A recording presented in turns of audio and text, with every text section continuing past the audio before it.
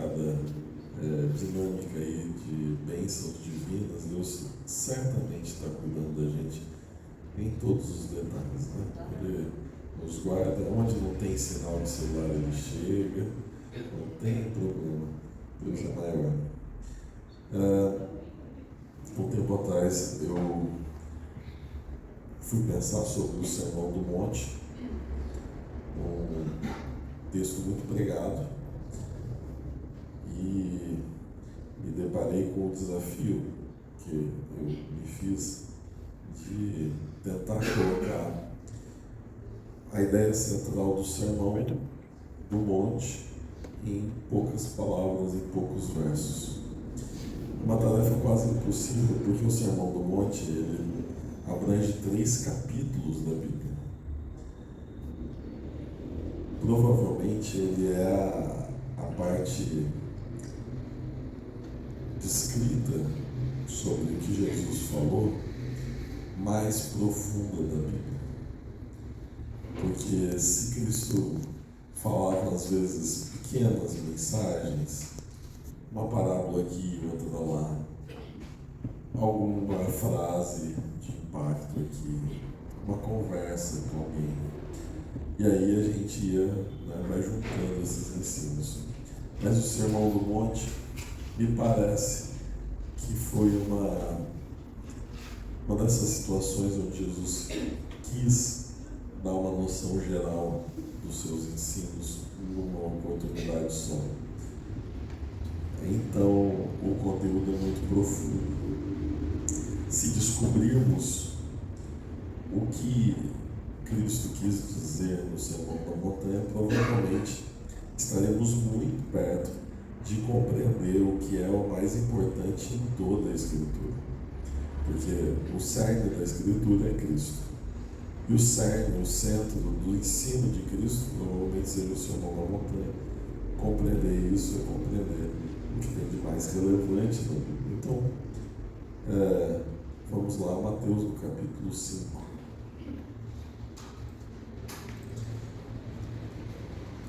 Para eu conseguir, então, chegar a esse ponto, eu procurei um texto bíblico que seria a chave de interpretação. Vocês já brincaram, por exemplo, da língua do P? Quando era criança? Sim. Para falar a língua do P, você tem que ter um jeito de falar que a outra pessoa conhece também, e ela ouvindo, ela já vai fazendo ali a codificação para compreender, certo? E a chave principal é você incluir o P no meio da sílaba, enfim. Bom, na Bíblia tem um negócio parecido, um tipo de criptografia, né? Para entender tudo o que Cristo disse, ele deixou um verso que, para mim, é a chave de interpretação de todo o Sermão da Montanha. Ou seja, se eu compreender esse verso, à luz dele o resto tudo vai ficar claro. E é o verso 20 do capítulo 5. Então, você está com a sua Bíblia aberta aí? A gente vai ler pouquíssimos versos só do capítulo 5, então está fácil de acompanhar. Porque vos digo que se a vossa justiça não exceder em muito a dos escribas e fariseus, jamais entrareis no reino dos céus. Essa é a chave de interpretação. É um texto duro, né? Mas muito especial para a gente. Quem eram os fariseus e escribas? Líderes religiosos da época que apontavam para uma direção religiosa. Jesus disse: se vocês seguirem esse caminho dos fariseus e dos escribas, vocês não vão participar do reino dos céus. Que duro, né? Que grave. Isso só já me chamou a atenção porque Cristo estava falando sobre pessoas religiosas. A maior parte do tempo a gente atribui aqueles que não vão para o céu, são aqueles que estão envolvidos com algo não religioso. Certo? Se eu apresentar para vocês uma pessoa que participa de prazeres noturnos, bêbado, que usa todo tipo de substância, que, enfim, uma pessoa que está revoltada contra Deus, que não quer nada, eu disse, olha, fulano, o que vocês acham? Vocês vão dizer o quê? Que ela está perto ou longe de Deus? Longe, certo? Mas para Jesus está mais longe o religioso que está no caminho errado.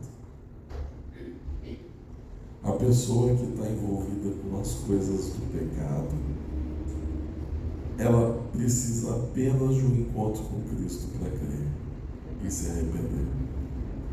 E o segredo para a salvação é esse: é crer, se arrepender, confessar e ser perdoado.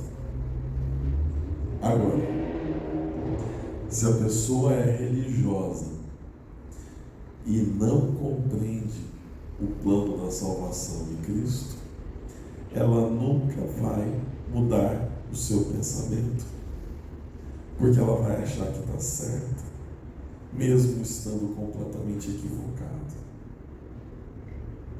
É a pessoa que faz uma receita errada durante a vida toda, faz o processo errado, mas repete tantas vezes o erro que para ela o erro é certo. Eu vou dar, tem 1 milhão de exemplos sobre coisas que a gente faz e que a gente nem sabe por que a gente faz. Tem essas coisas. Quem nunca ouviu dizer que manga com leite adoece a pessoa? Não é? Veneno. Mortal. Tomou, caiu morto. Não é? E realmente faz mal? Não faz mal, aliás, é até gostoso. Tanto que o sorvete de manga a gente toma, que é leite com manga. Não faz mal. Quer ver outra coisa? Por que a gente chega na igreja às 9 horas no sábado? A gente começa o culto 9 horas no sábado. Tanto faz. Porque alguém, há muitos anos atrás, por alguma razão, começou na igreja adventista a fazer culto 9 da manhã. Se você fizer 9h30, 8h30, 8, 7, 10, 11, 12, que diferença faz? Nenhuma. A gente tem um monte de coisas que são apenas convenções. Por exemplo, se acostumou que pessoas na nossa era, pessoas que são consideradas extremamente bonitas, né? Exemplos de beleza, tem que ser magras, né? Não é isso? Miss, modelo, não sei o que lá, tanto homens ou mulheres, são magros. Isso é um padrão de beleza aceitável? Logicamente que não. Quem que é bonito? Todo mundo. A beleza deveria ser medida porque Cristo te fez assim. Não porque alguém disse que você tem que usar um tamanho de roupa. Mas vai lá na loja tentar vestir roupa. Não cabe. Não cabe.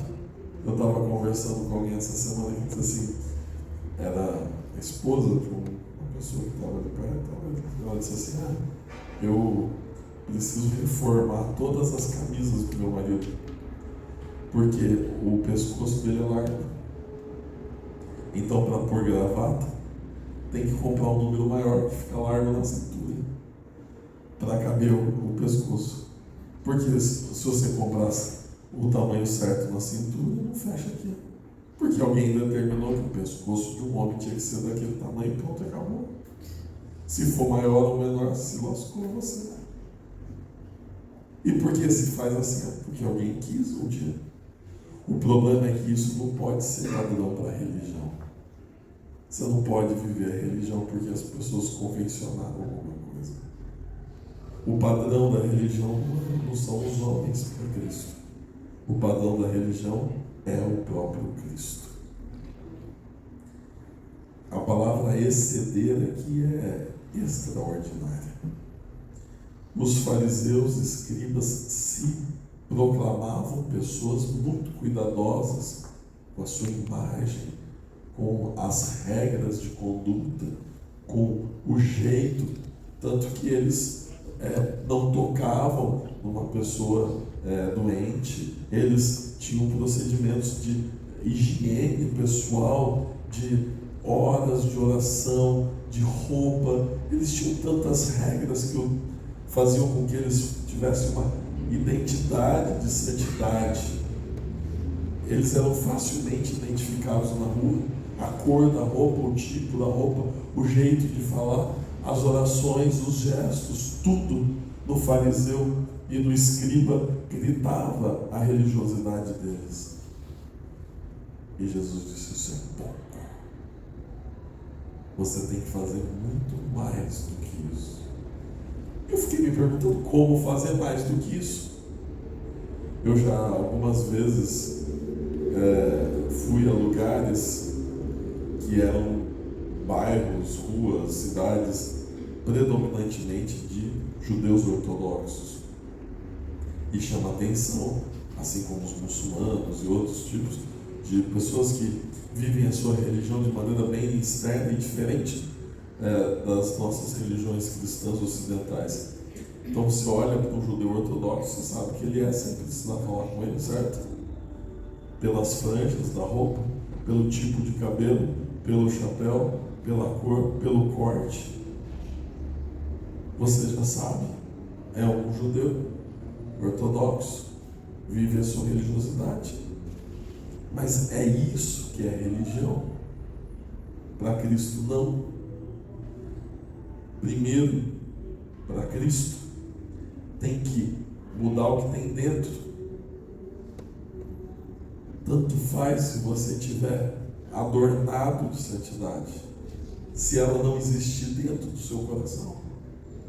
É inútil ter religiosidade sem ter religião. É inútil ter aparência de santidade sem imitar a Cristo de verdade. Verso 21. Ouvistes o que foi dito aos antigos: não matarás, e quem matar estará sujeito ao julgamento. Jesus vai aprofundar um assunto tenso. Ele disse: foi dito aos antigos. Aonde foi dito não matarás? Aonde? Os 10 mandamentos. Dos 10 mandamentos, além de todas as leis levíticas. Você não podia matar ninguém. Só que para Jesus isso não é nada. Não matar é pouco para Jesus. Ele não quer que você seja um não assassino. Verso 22. Eu, porém, vos digo. Agora ele aprofunda o assunto. Todo aquele que se irar contra o seu irmão estará sujeito a julgamento, e quem proferir um insulto ao seu irmão estará sujeito a julgamento no tribunal, e quem lhe chamar tolo estará sujeito ao inferno de fogo. Não é não matar, é não odiar, é não falar mal, é não fofocar, é não arrumar briga. É muito mais difícil. E Jesus equaliza matar com odiar. E a gente odeia muito facilmente pessoas que a gente conhece, pessoas que a gente não conhece. A gente junta grupo de pessoas que a gente odeia só por elas existirem. Nossa, você viu uma coisa horrível? E a gente classifica por raça, a gente classifica por gênero, a gente classifica por status social, por região geográfica do país.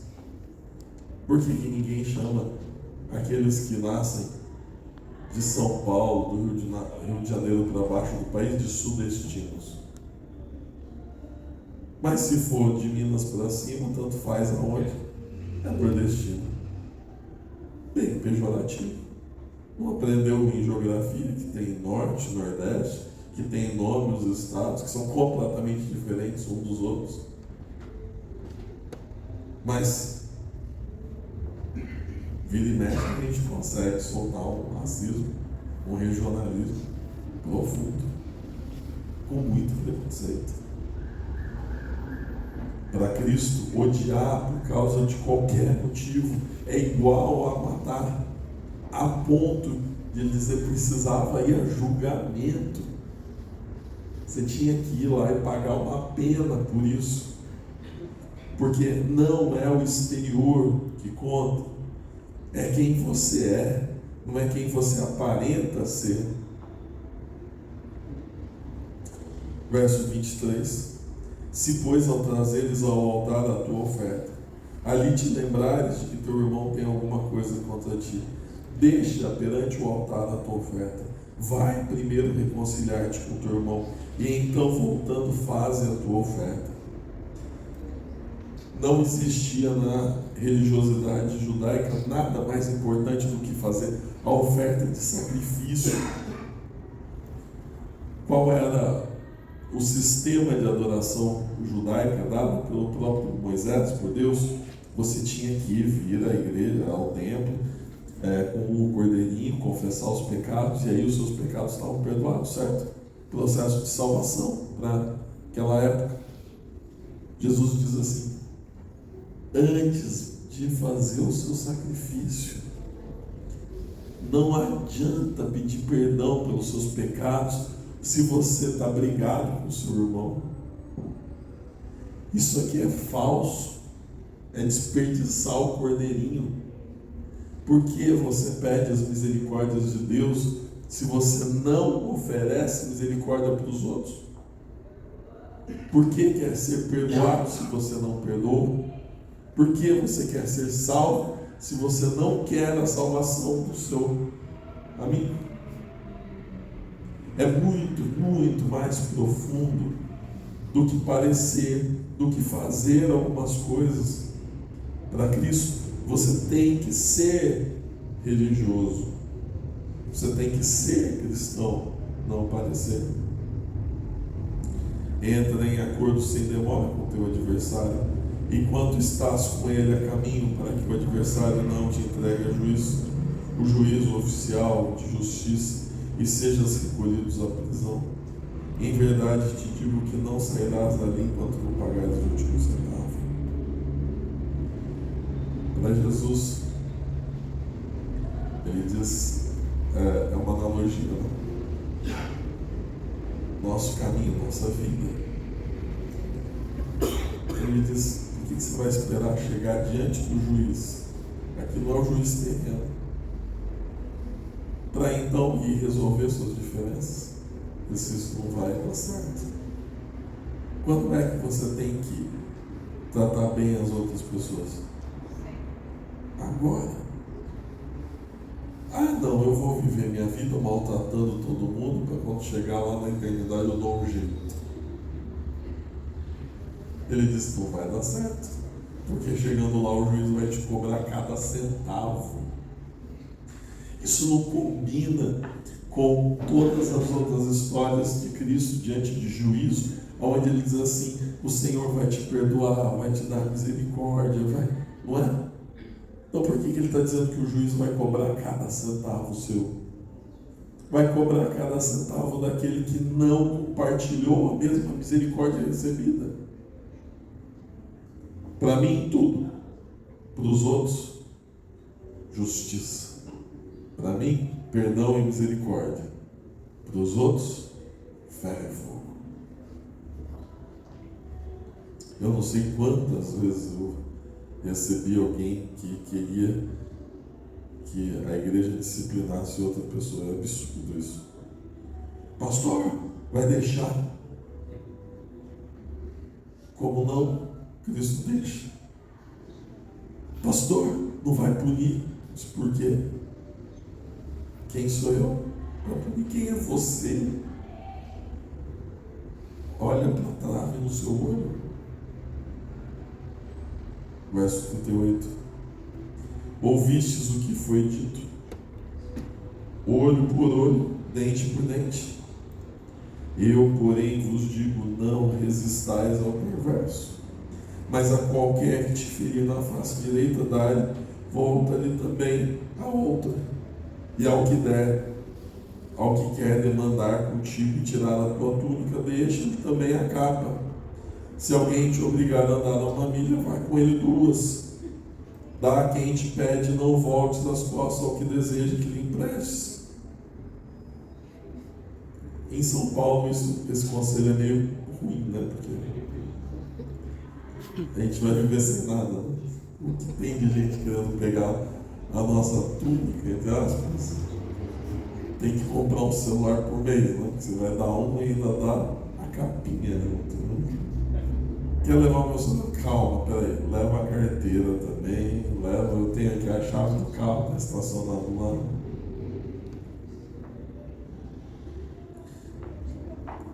As palavras de Jesus, elas criam uma ruptura dentro da gente. Porque quando você assiste aquelas coisas horríveis na televisão ou nas redes sociais, quando alguém vai ser assaltado e mata o ladrão, o que você diz? Bem feito. Quem dera fosse eu lá, passando por cima desse miserável. Não é isso? Vamos andar com mais arma. O castigo vem a cavalo. Castigo vem a cavalo. Vamos matar todo mundo. Jesus diz assim: se te roubar a túnica, manda também um casaco, calçado. Sabe por quê? Sabe por quê? Por que você é tão apegado a essa porcaria que são as coisas? Aí você tem um valor tremendo. Ai, o meu celular. Ai, vão roubar o meu celular. Ai, socorro, porque eu não acabei de pagar meu celular. Posso levar meu celular, tá tudo bem. O celular vai quebrar mesmo daqui a tempo. Amanhã ele cai na quina da escada. O que é o celular, meu Deus? A vida é mais importante. O que é o seu casaco? O que é a sua roupa? O que são essas coisas que são tão valiosas pra gente? Porque a gente briga tanto por dinheiro. Ele acaba. E acaba rápido. Acaba para todo mundo. Eu fico impressionado como em São Paulo está uma onda, né, de batidas de carro caro, né, problema, um monte de problema com esse pessoal que está andando por aí rápido com esses carros caríssimos. E daqui a pouco está o repórter dizendo: o carro não estava pago, a pessoa não tinha dívida, não estava licenciado. Eu disse: gente, olha como a aparência é uma maldição, né? Estava andando de Porsche, mas o Porsche nem era dele mais, já era do banco nessa altura. Tinha dinheiro nem para pagar as multas do Porsche. Que mundo é esse que eu preciso andar de Porsche para sentir que eu tenho valor? Por que a gente não consegue mudar essa chavinha dentro da nossa cabeça que diz assim: é mais importante a pessoa do que o que ela tem? É mais importante minha salvação do que levar uma coisinha a mais? É mais importante. A força não vem da violência. A força vem do amor e não da violência. Verso 43. Para concluir, ouviste o que foi dito: amarás o teu próximo e odiarás o teu inimigo. Era mais ou menos isso que eles pensavam, né? Odiavam os samaritanos. Então, o seu inimigo, nada. Os seus amigos, amor. Vamos lá. Amar é uma coisa extremamente difícil, certo? É difícil amar quem está próximo. É difícil amar quem está longe. É quase impossível amar quem não nos quer bem. Mas É nisso que está o verdadeiro cristianismo. Se a gente conseguir desbravar esse caminho, isso será extraordinário. Eu, porém, vos digo: amai os vossos inimigos e orai pelos que vos perseguem, para que vos tornei filhos do vosso Pai Celeste, porque Ele faz nascer o sol sobre maus e bons, e vir chuva sobre justos e injustos. Meus pais, naquela época que ainda se comprava casa, né? Porque hoje em dia é impossível, né? Comprar uma propriedade, a gente vai demorar o resto da vida para pagar. Mas eles compraram a primeira casinha deles, com muita luta, num bairro um pouco mais simples do que onde moravam de aluguel, mas procuraram a sua casinha. E quando compraram, sabiam que do lado tinha um bar, mas pensaram, ok, né, a gente lida com isso. E quando entraram na casa, o dono do bar era uma pessoa terrível, horrível, pessoa má. Então, no fim de semana ele ficava, não tinha ainda essas batidão, né? Que hoje em dia a gente já está acostumado a ouvir música durante a noite toda, mas não tinha isso ainda, mas lá no bar tinha. Ele punha música alta no ouvido deles, sábado, domingo, noite toda. Juntava um monte de pessoas de má índole na frente lá, né? Gente bandido da região ia para esse bar. E aí não dava para fazer nada. Eles iam assistir um jornal, estava uma gritaria. Eles iam dormir, tinha uma gritaria. Iam para a igreja, no sábado de manhã, depois do senhor do bar ter ficado acordado a noite toda, ele fazia questão de esperar os pais saírem para ir para a igreja para xingar. Sem razão, só por hobby. Aí ele falava uns palavrões para os meus pais quando eles estavam saindo de casa. Meu pai de terno, bonitinho e tal, tinha que ser xingado antes de ir para a igreja. E assim foi por um bom tempo. Meus pais são muito melhores do que eu, logicamente. Eu não teria essa paciência toda. Mas foi tão eficaz o jeito como eles amaram aquele dono de bar, que em 2, 3 anos ele se batizou. Glória a Deus. Com algum tempo ele desistiu de me enfrentar, xingar. Meus pais sempre iam lá, pediam para ele baixar a música. Passou por algumas crises, eles ajudaram ele. E aí foram até que um dia ele começou a ir em casa para ter estudo. O bar já não era mais bar, virou um comércio. Depois ele fechou, fez só a casa lá para ele morar mesmo. E hoje não tem mais bar na rua, não tem mais confusão na rua. Mas eu fiquei pensando, como fazer a diferença? É amando. Verso 46, porque se amardes os que vos amam, que recompensa tendes? Não fazem os publicanos também o mesmo? E se saudardes somente os vossos irmãos, que fazeis demais? Não fazem os gentios também o mesmo? Portanto, sede vós perfeitos, como perfeito é o vosso Pai Celeste. Glória a Deus.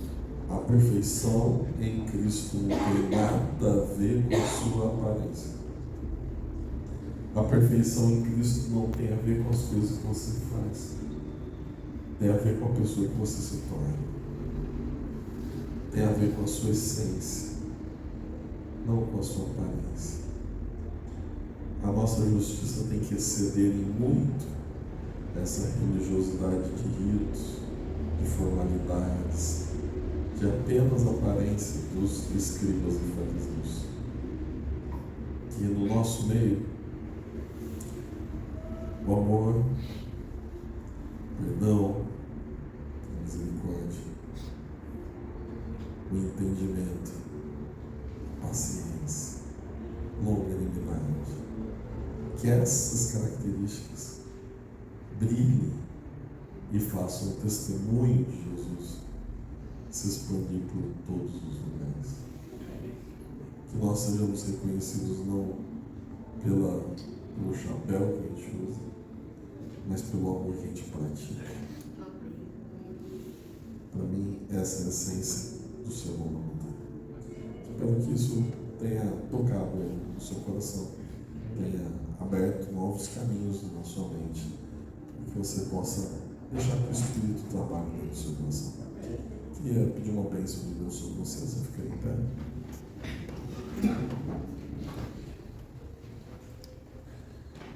Senhor Pai que estás nos céus, obrigado por essa noite, obrigado pela mensagem extraordinária do Sermão do Monte.